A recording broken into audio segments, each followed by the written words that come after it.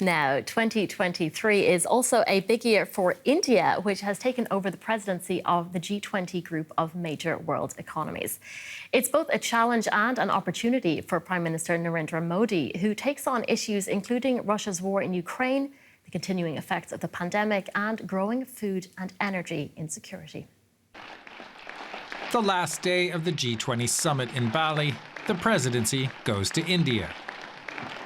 It's a big job. The G20 represents 19 major countries as well as the European Union. India is expected to push international debt, economic growth, and food and energy security to the top of the agenda. It also wants to showcase its own advances and its role in technology worldwide. India will face a tough job of navigating the biggest economies in the midst of a global downturn and at a time of escalating tension between the United States and China.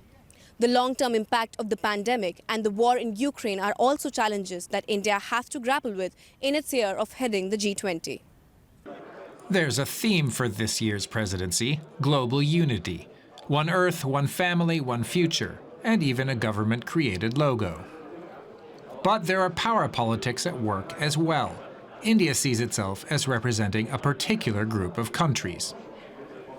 We have the rare opportunity of being in the midst of the global south, leading the G20 for 4 successive years. And I think that makes it a great opportunity, not only for India, but to the countries of the south within the G20 to deal with situation which is getting extremely difficult with the big power rivalry between with the US and China, the G7 and Russia.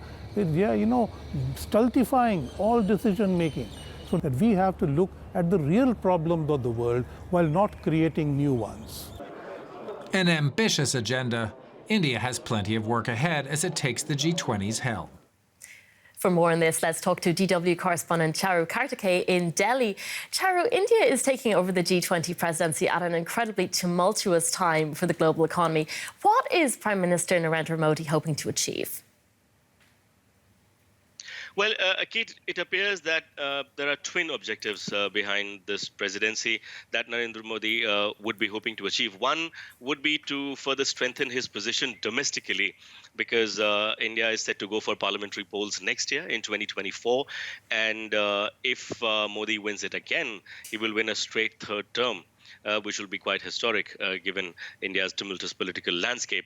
So further strengthen his position domestically is one of the objectives. And the second is to project himself as a global leader, as someone whom the world listens to, and as someone under whom the world has finally started listening to India. This is the kind of projection that he's been giving continuously for the last 8 years, and he would only try to buttress that during India's G20 presidency. Kate. And speaking of that global image, Modi has also stressed the need to depoliticize the global supply of food and medical supplies. How will he be able to achieve that goal? Well, yeah, Kate, it's a million-dollar question. He has talked about it. In fact, he wrote that in an op-ed that was published in a Russian newspaper. And, of course, the reference was to the supply chain of wheat and fertilizers that has been disrupted because of the Ukraine war. But depoliticizing it is easier said than done, because how easy is it for even the G20 to change the patterns of supply chains and to sort of insulate them from geopolitical crisis that might emerge in the future? That's a big challenge. And in any case, India is taking up the presidency in a very challenging time. There are multiple crises that India will have to negotiate. So it remains to be seen how this depoliticizing will happen, Kate.